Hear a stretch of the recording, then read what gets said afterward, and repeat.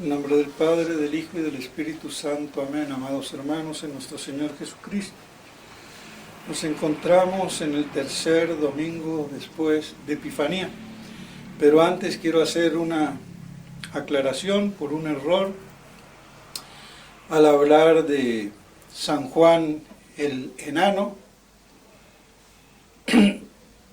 Pues le atribuí a él que hacía más milagros que San Antonio. Y es un error porque me confundí, no era él, sino otro santo del desierto que se llamaba San Pablo el Simple, que era un hombre de unos 60 años, casado, descubre a su mujer fornicando con otro. Eso le sirve de ocasión para retirarse al desierto y se va a donde es San Antonio. San Antonio no lo recibe y él se queda ahí. Bueno, después San Antonio lo acepta y era de tal santidad que cuando San Antonio no podía con algún milagro, se lo mandaba a este santo que es San Juan, San Pablo el Simple. Lo que dije de San Juan el Enano, Colobos el Pequeño, todo lo demás es exacto, salvo que no es Pérsica o como fue que dije, sino Paesía o Paesa, que era la joven que era buena pero se había deslizado en malas compañías y que fue cuando ella, con la visita de San Juan el Enano, después de esa conversación, le sigue en el desierto y que muere esa noche en olor de santidad, que era lo importante, ¿no? Como hasta el mismo, por ahí otras biografías dicen que el mismo San Juan el Enano pensaba cuánta penitencia le tocará hacer a esta pobre mujer. Y fue ahí lo sorprendente porque al amanecer la encontró muerta y había soñado que Dios la había recibido en el cielo, toda pura. Y a eso era que me refería esencialmente. Y también errores que dije 4 años en vez de 40 aproximadamente de lo que pasó Santa Magdalena en Sambón, en la cueva esa cerca de Marsella, haciendo penitencia, para contrastar cómo en unos casos 40 años y en otros ni un día. Pues bien, dicho esto, nos encontramos con el Evangelio de hoy, con estos 2 milagros del leproso y del centurión. Y este leproso, pues, si quieres, Señor, puedes. No le pide, le dice si quieres. Confiando en la misericordia. Y nuestro Señor, sí, quiero, lo curó. Se dejó persuadir por este hombre y lo sana. Y vemos cómo le hace la recomendación de ir a donde los sacerdotes para que pueda ingresar de nuevo en sociedad, porque los leprosos eran excomulgados socialmente, no tenían que tener ningún contacto con papá, mamá, hijos, mujer, ni lo que fuera. Entonces, para volver a reingresar en la sociedad civilmente, pues ese dictamen lo daban los sacerdotes.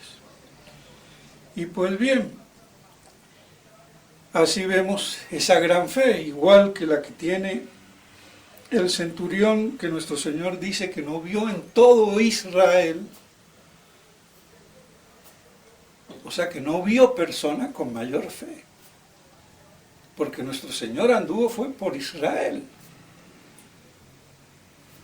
Entonces, y ese centurión romano, que así como soldado con poder sobre otros y mando, pero bajo otros superiores, le dice al uno va y viene, hace esto y lo hace. Y por eso le dice que fe, no hace falta ni que entres en mi casa. Y esas palabras las tenemos en la Santa Misa. Dominum non sum dignus. Entonces, Señor, no soy digno de que entres en el techo de mi casa, en mi morada. Ese pudor ante la majestad divina y la condición de la propia miseria, esa indignidad. Todo lo contrario de hoy en día. Yo tengo derechos y Dios, ¿por qué no? Y Dios para pisotear. Y después dice nuestro Señor, y vendrán de oriente y occidente, y los hijos del reino serán desechados, es decir, el Israel de Dios, el Israel espiritual, que se corrompió la ley de Moisés, porque el judaísmo, lo repito una y mil veces, es la corrupción de la Torá y de todo el testamento, los profetas y la ley de Moisés. Cosa que nos está pasando ahora con el catolicismo. Adulterado, averiado, que nos toca vivir. Oficialmente, imperativamente, por el Vaticano II. Aunque todos sus efectos no se vieron desde un principio. Pues bien, y así entonces vendrán otros. Entonces está mostrando cómo el llamamiento universal a todos los demás pueblos, que eran los gentiles. Pues bien, entonces vemos la importancia de la fe. Pero vivimos en un mundo sin fe hoy, donde está acorralada la fe, arrinconada, y a tal punto de revolución anticristiana, que no es tanto ni la revolución rusa, ni la francesa, ni la protestante. La revolución que hay ahora, total, y encabezada, científica o científicamente. Porque para ser un gurú, al que se le cree más que en la Biblia, aunque diga estupideces, hay que tener un doctorado en física cuántica, astrofísico. Y yo no tengo nada contra la física ni la astrofísica y me encanta, pero en la verdad, no en la estupidez. Y en la verdad científica, que no es lo que el comité o la comisión de sabios del pinche mundo de hoy presume. Porque el orden físico es el orden de la materia, de la cantidad, de la magnitud, de la matemática. Y no solamente la física y la astrofísica, sino la biología, la química y todas las ciencias llamadas naturales. Están filosóficamente, porque la filosofía impera, y esto es lo que no quieren entender. Porque ellos están en el segundo nivel de abstracción. Pero nunca abstraen de la totalidad de la materia. Incluida la cuántica, la física cuántica, la química cuántica. Y se manejan siempre con medidas y dimensiones, cantidades. Sean de espacio, de tiempo, de lugar y de lo que fuera. Pero de eso de un modo empírico y experimental. Que lo que no se experimenta en laboratorios no es teoría, es hipótesis, hipotética, cuestión que tiene que ser demostrada por la evidencia científica del experimento. Y si no, no hay tal teoría. Por eso muchas de las teorías de la astrofísica son pura fantasía. Y no digo que la ciencia en sí sea fantasía, pero no se quedan en su nivel de segundo grado de abstracción y pretenden filosofar. Y ahí es donde yerran. Porque la filosofía está en el mal llamado tercer grado de abstracción, que ya he dicho que es la separatio metafísica, que distingue lo que es distinto como el esse ut actus essendi y la esencia, por ejemplo, pero que están juntas, pero son distintas.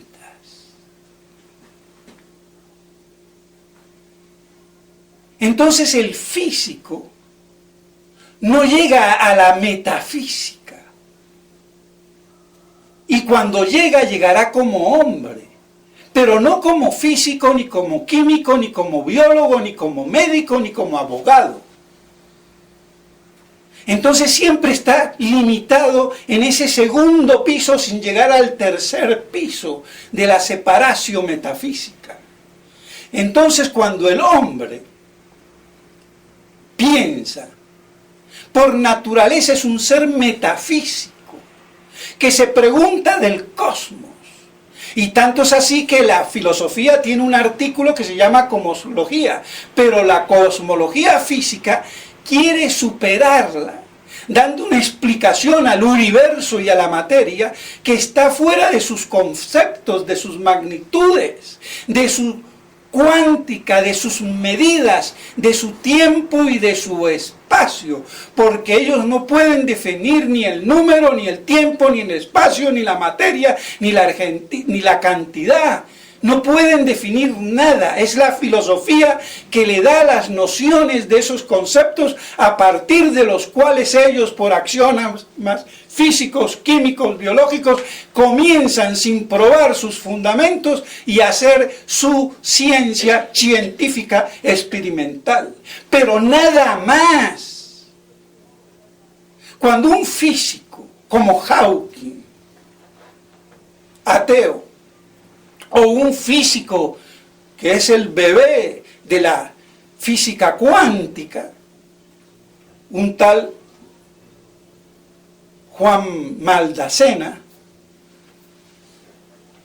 que parece un hombre muy sencillo y muy bueno, y es católico, sí, será modernista, pero católico, cree en Dios, pero cuando se preguntan el origen, ya no hacen física. Las ciencias naturales no pueden buscar el origen de nada, porque el origen de las cosas nos las dan no las causas mediatas o inmediatas o próximas, sino las últimas causas trascendentales o las primeras, que son el objeto propio de la filosofía. Y por eso el filósofo de rigor científico, pero no experimental, porque la filosofía es una ciencia, y más ciencia todavía, porque va al porqué de las cosas, en sus orígenes, de vida, de materia, de energía, de cantidad, que por cierto es un accidente. Pero no se manejan los físicos ni los químicos en el orden metafísico de la sustancia, del accidente, del ser y de lo que fuera. Y no pueden. Y si lo hacen, ya no lo hacen como físicos. Lo harán como filósofos, que desde que niños somos filósofos. ¿Qué son las cosas? Hasta que no adquiere el niño la esencia de un gato y un perro, no entiende. Pero ese intelecto es atrofiado revolucionariamente hoy más que nunca. Y filosóficamente con la duda de Descartes, cuando la duda es simplemente un estado transitorio de suspensión del juicio que no se atreve a dictaminar por un sí o un no. Pero es transitorio, no es una duda permanente. El juicio no se puede quedar en stand-by. Entonces, cuando no hay, por la incertidumbre que fuera, que el intelecto no puede afirmar o negar, está en duda, pero eso es un estado de equilibrio inestable que tiene que terminar tajantemente en un juicio afirmativo o negativo. Y ese juicio, cuando no tiene la certeza científica, metafísica y no física, es la opinión que afirma o niega sin tener la certeza de que el contrario sea o no sea. No lo puede descartar y es la opinión. Y cuando hay la certeza, ya es el juicio propiamente dicho. Pero esto no es atributo de los físicos, ni de Hawking, ni de Maldacena. Por eso yo digo que la mayoría de los físicos y de los astrofísicos son filósofos que han sido, no quiero decir castrados mentalmente, inconscientemente, pero sí fallidos, porque buscan en el cosmos, en la materia, el origen, y ya eso es una pregunta filosófica, no física. No es midiendo la materia, ni cuantificándola, ni el lugar, ni el tiempo, ni nada de eso. Porque todo lo que sea sobre el origen de la materia, de la energía, del ser, del universo, es metafísico y es ciencia. Y más exacta que la matemática, y más exacta que la física y de cualquier ciencia natural. Por eso hay que ponerlos en su puesto. Pero la Iglesia no ha tenido categoría para hacerlo en el siglo XX. Y para parecer doctos, los imbéciles sacerdotes, como el padre Carreira o el Remolina de aquí, que estuvo en Bogotá en 2017 en la Javeriana, disputando con Richard Dawkins, el ateo imbécil que si me lo ponen de frente me lo trago, aunque no es ningún tonto, pero es un imbécil. Y lo aplauden. Y en la gregoriana, sí, yo no creo que el padre Remolina vaya a creer en la virginidad de la Virgen, ni que nuestro Señor Jesucristo, bueno, Señor no dijo que Jesús convirtió el agua en vino. Y el otro después aplaude como un idiota con el padre Pedraíta, otro jesuita imbécil, que es el director o el rector de la Javeriana. Que me inviten a mí a la Javeriana a ver cómo los pongo. Porque eso es lo que hay que hacer. Y con un físico, ni con el biólogo Richard Dawkins, tengo interlocutor válido. Él está en el segundo grado de abstracción. Yo estoy en el tercer mal llamado grado, sino de la separación metafísica. Entonces no hay que dialogar. Simplemente es decir, mijito, este es tu puesto y chito. Tú no puedes decirme más nada. Pero el padre Remolina, millones y millones de años. Y el padre Cerrejera o Carreira, qué sé yo, que ya murió, la misma Chichalandia. Y de ahí al fin la Iglesia acepta la evolución. Imbéciles, la evolución del hombre está refutada por un biólogo francés que se llama Georges Salet, que refutó a Monod el premio Nobel. Pero estos imbéciles de la Javeriana ni cuenta se dan. Pero es no solamente eso, y eso por una doble vía, la del ADN genética y la de la estadística que supera la probabilidad infinita. Y a ver, Pero es que ahora con la astrofísica nos volvemos evolucionistas del mundo, del universo. Y este Maldacena, que lo he estado mirando y lo aprecio porque me parece un che argentino muy equilibrado, y no es ateo. Porque estos dos, de Crespo, de Quantum Factum, y el otro Santaolalla, que saben, pero son unos par de ateitos. Bueno, no son ateos, pero no, yo no puedo ni afirmar ni negar.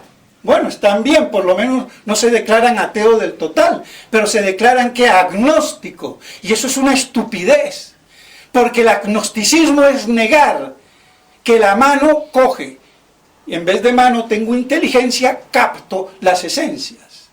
Entonces yo no puedo ni emitir ni un juicio de nada, porque soy agnóstico. La cabeza no tiene la capacidad para dictaminar qué es la verdad y lo falso, el bien y el mal. Soy agnóstico, estúpido filosófico de primer grado. Pero estos se creen que para ser científicos hay que ser ateos, o por lo menos agnósticos. Eso es ser estúpidos metafísicamente hablando. Y si se ofenden es culpa de ellos, porque yo no ofendo a ninguno. Respeto a todos como personas, pero no sus teorías y su descomposición neuronal de simple inteligencia o intus legere. Entonces las cosas como son. Y por eso me le puedo medir a un Hawking, a un Maldacena y al que sea. Porque no son interlocutores válidos. Estamos en dos planos distintos.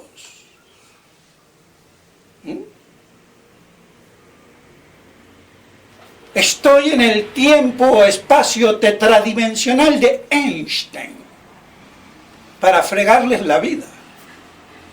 Entonces, que quede claro la situación, y hay que aprender a defenderse, porque ¿de qué nos sirve hablar de fe si el mundo circunda en el ateísmo, por lo menos teórico, donde todo católico tiene que renunciar a la religión? La ciencia no me puede decir nada de Dios. La única ciencia que me dice de la existencia de Dios es la filosofía. Y la que me dice más allá es la teología basada en la fe por revelación, y que también es ciencia, pero en un orden más trascendental.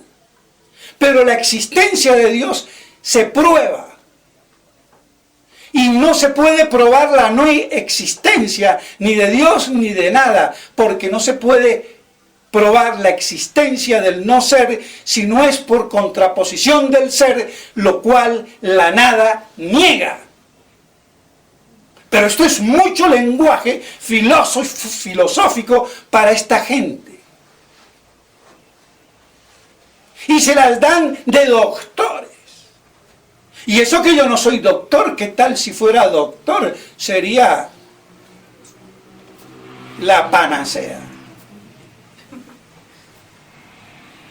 Y eso lo ha perdido la Iglesia, su identidad, y de ordenar las cosas. Y después los científicos que digan lo que quieran, y si se equivocan, que los otros científicos se lo digan, pero que no se metan en el campo de Dios, que no es de ellos. Y por eso digo que son desnaturalizados o castrados,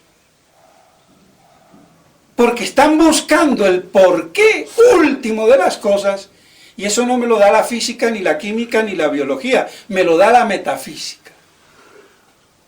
Eso debe de quedar clarísimo.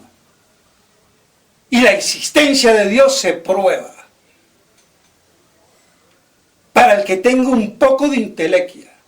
Pero no es midiendo el átomo, o el quark, o la teoría de cuerdas.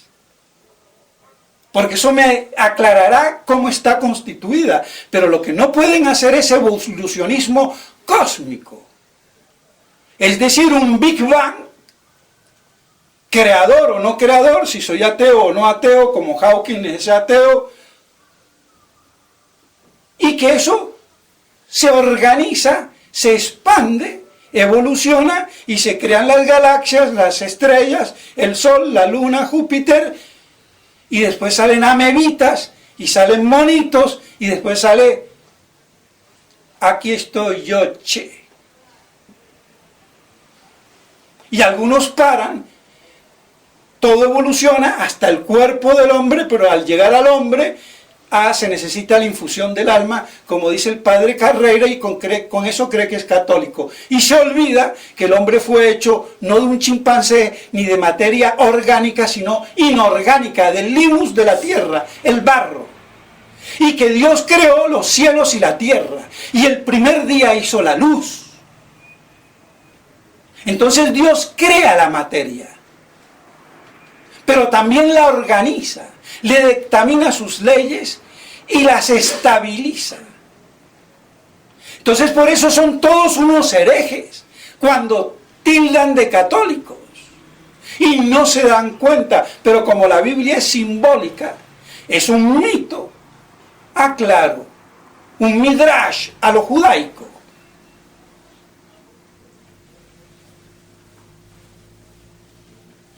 Entonces, las cosas como son.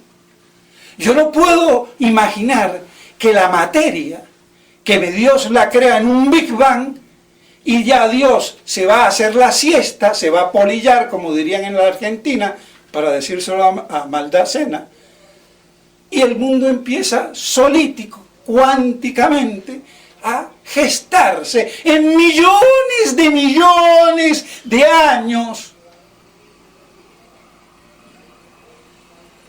Eso es no saber dónde está parado, como católico. Y como científico también. Porque lo más no sale de lo menos. Y no basta tener materia, magma, sino que hay que tenerla organizada, estructurada. Y eso no se hace solo, requiere una inteligencia, una intelequia. Quinta y última vía de Santo Tomás para probar la existencia de Dios por el ordenamiento y el fin del universo. Es que no saben dónde están parados. Y nadie lo dice. Porque hasta en los seminarios no se enseña.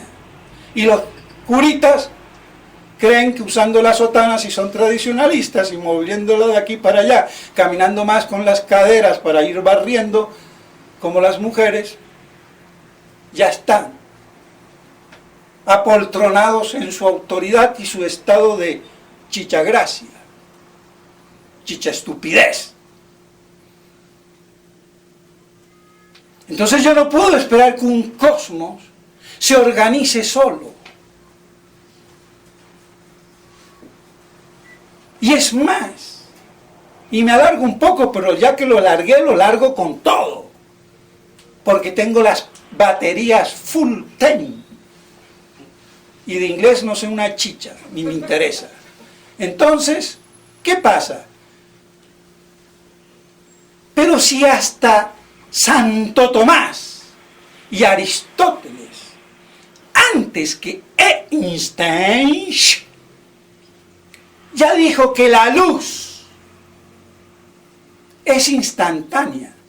Che, pero ¿qué te pasa? Si la luz no es instantánea, tiene la velocidad de 300.000 kilómetros por segundo, según la teoría de la relatividad especial de Einstein, de la constancia o invariabilidad, de la que sea, de la luz. Pero los brutos no se dan cuenta que según el mismo Einstein, la luz no tiene espacio ni tiempo por la contracción de Lorentz, donde el tiempo se dilata hasta paralizarse y ya quedamos fuera del tiempo, y los espacios se contraen a cero. ¿Y qué es lo que se mide? Alguna velocidad máxima tendrá que haber en el universo material. Y esa es la constante C atribuida a la luz, que otros dicen que ese no es la luz, que la luz viaja un poquito más despacio y ese sería el tope. Bueno, no voy a entrar en esas discusiones. Pero lo que yo mido entonces, según Einstein y según los mismos de esos blogs, como el astroblog de no sé qué, o el astroweb, dicen: en un instante recorre la luz de aquí al confín del universo. Entonces, en la misma teoría de la relatividad me está diciendo que la luz no tiene tiempo ni espacio. Y lo repito, por la dilatación del tiempo y la contracción del espacio. ¿Y qué es lo que mido?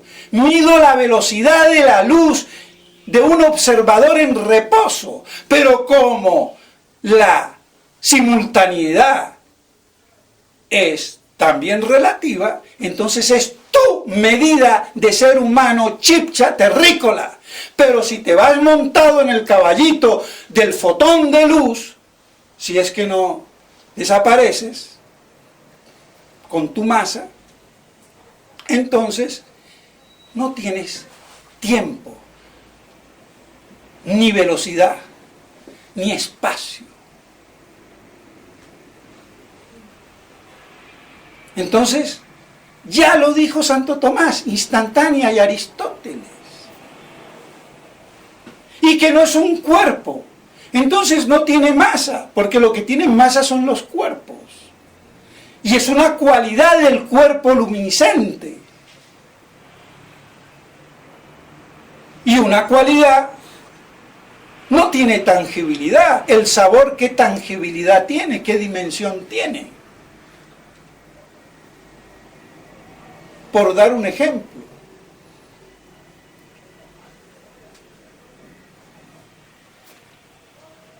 Entonces son cualidades. Pero el físico y el químico toma por esencias, naturalezas. Entonces por eso decía Santo Tomás que no era un cuerpo sino una cualidad. Y no podía ser cuerpo porque está el problema de la compenetración de dos cuerpos en un mismo lugar, es imposible. Salvo cuando se suspende la ley de la naturaleza por milagros de la obra de Dios. Entonces la luz está en el aire y luz no pueden existir en el mismo espacio, y la luz está en todo el espacio que veo. Y se corrompe. Esa luz, podríamos decir así, o pensar así, cuando viene la noche y las tinieblas, y se vuelve y se regenera la materia, entonces no es un cuerpo, porque la luz lo ilumina todo como cualidad. Y el movimiento no tiene un antes y un después, no tiene sucesión, no tiene momento cuántico, es instantáneo, no hay dos ahora. Y así Santo Tomás me dice antes que Einstein que no es cuerpo y que es instantáneo. Y por eso no hay problema que me digan que el fotón no tiene masa. Pero si lo pienso como un cuerpo, tiene que tener masa. Aunque Einstein también tiene problemas porque no tiene masa, pero tiene gravedad y la chichalandia. Y después también hace un berenjenal con su teoría del espacio-tiempo. Porque el espacio y el tiempo son dos conceptos cosmológicamente distintos en cosmología filosófica. Y yo no puedo mezclar y sumar arvejas con manzanas. Y porque tengo 3 arvejas y 2 manzanas, tengo 5 manzano-arvejas. Son 2 cosas distintas o 2 naturalezas distintas, aunque no son eso. Porque son concepciones, la del espacio, que es abstraído Lo que existen son los cuerpos que se mueven dentro de un espacio y en un tiempo, y por eso están íntimamente relacionados y son conceptos recíprocos como el papá y el hijo. Yo no puedo hablar de tiempo sin espacio y sin movimiento. Pero lo que prima es el cuerpo. Y por eso entonces la cosmología física trata de los cuerpos que se mueven. Porque todo se mueve en el espacio y en el tiempo. Y ahí tenía razón de decir que yo no puedo separar el espacio del tiempo. Pero no tiene una constectura de una tercera naturaleza. Espacio-tiempo. Porque es un absurdo. Y el espacio ni el tiempo se curvan. Lo que se curva es el movimiento del cuerpo dentro del espacio y del tiempo. Para aclararle incluso a los einsteinianos. Ve las cosas como son.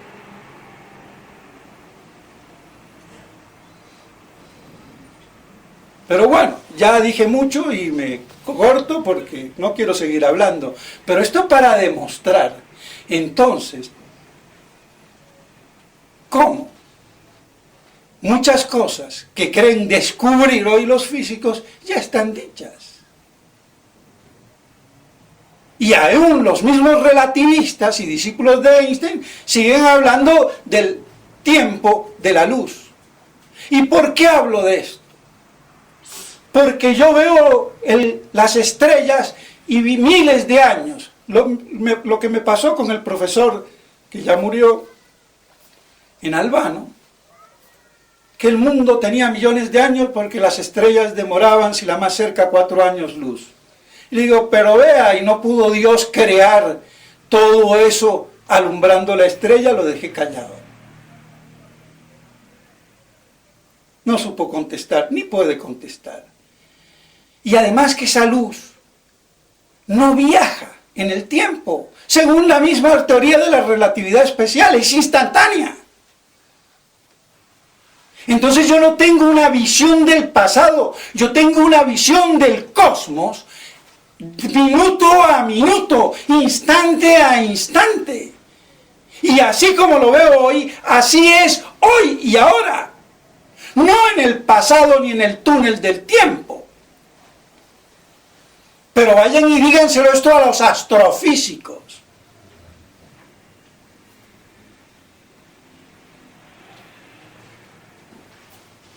Y con sus mismas leyes. Entonces, toda esa fantasía de millones de años, claro, estos, perdónenme, tarugos, ven a Adán científicamente 5 minutos, sin saber que Dios lo puso ahí, lo creó hace 5 minutos, y dice, che, Adán, vos tenés 30 años, ¿no? ¿Y tu mamá dónde está? Y Dios lo acabó de hacer. Pero científicamente, experimentalmente, deberías tener 30 años. Esa es la apariencia. Y por eso, San Agustín, y para terminar, tenía una concepción de la creación distinta a todos los santos padres.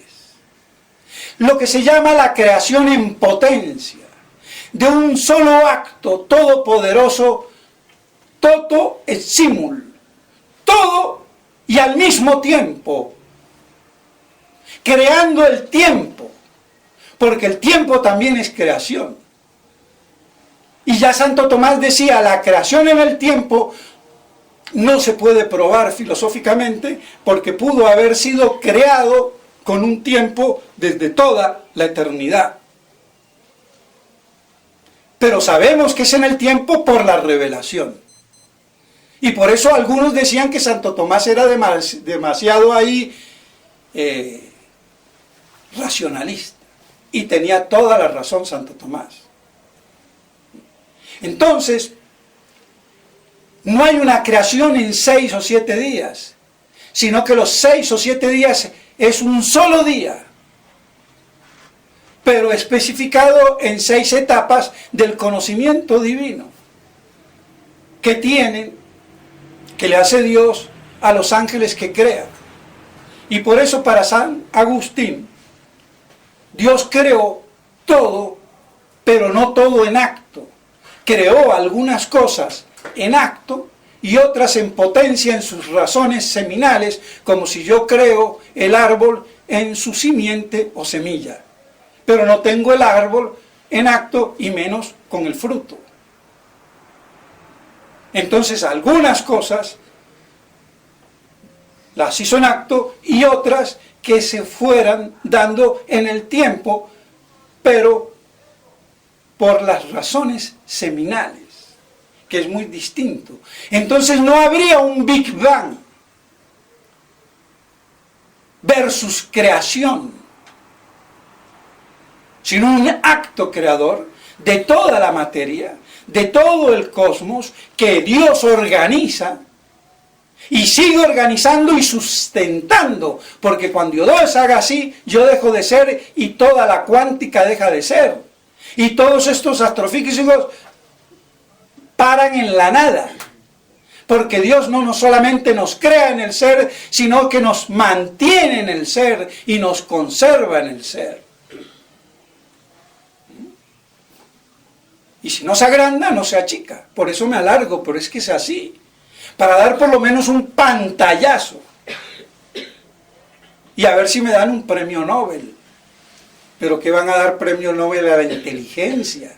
Lo que le dan es a la mediocridad científica del segundo grado de abstracción los premios Nobel. ¿Qué vamos a hacer?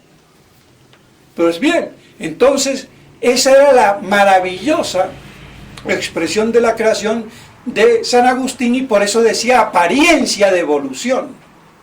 Aparenta una evolución, que allá no hay dinosaurios y antes sí había, que ahora hay unas cosas y antes no había y eso, pero estaban especificadas en sus razones seminales y en el tiempo y condición y lugar se iban dando o dejando de ser, de existir o lo que fuera.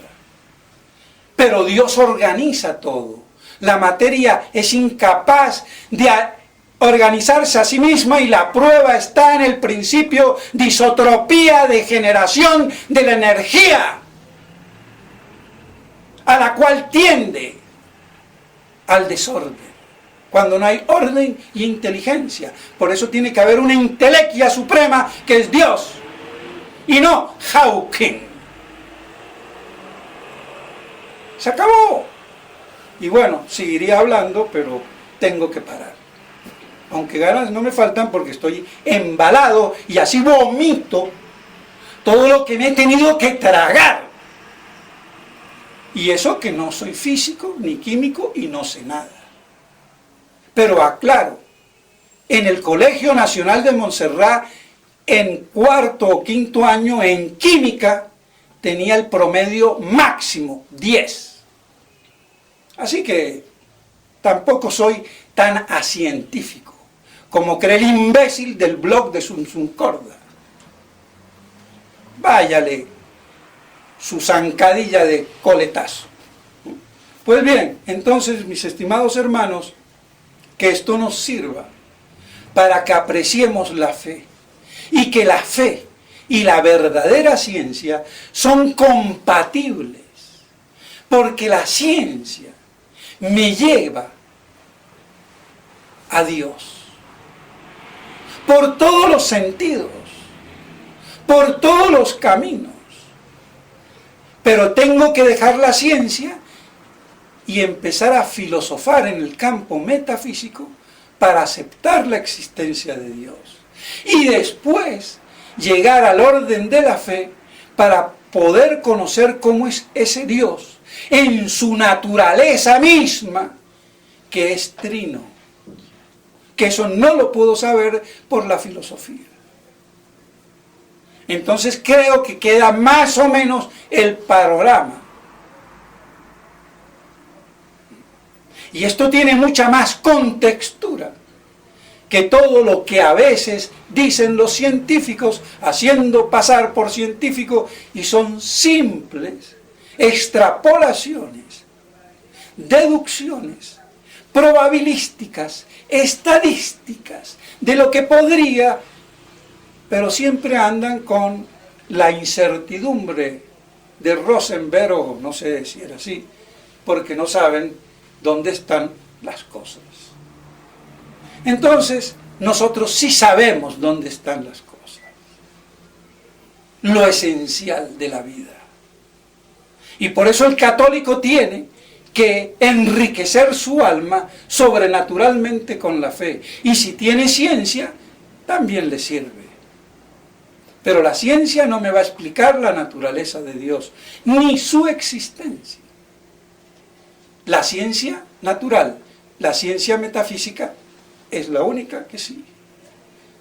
Pues bien, que estas cosas nos queden más o menos claras y que podamos así enriquecer nuestra santa fe. En nombre del Padre, del Hijo y del Espíritu Santo. Amén.